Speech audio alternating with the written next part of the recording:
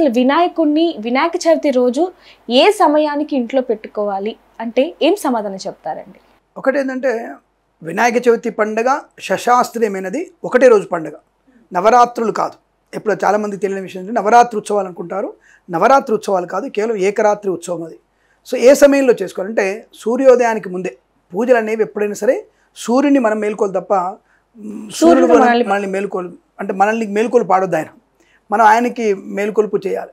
అంటే సూర్యుడు రాకముందే మనం లేచి పొద్దున్న సమయంలో చేసుకోవడం. అయితే కొంతమంది అంటే బుధవారం కదా మనకి దుర్ముహూర్త వర్జాలు చూసుకోండి అంటే ఇంట్లో ఆడవాళ్ళు ఉంటారు కదా, వాళ్ళు స్నానాలు చేయాలి, హడావుడి ఉంటుంది.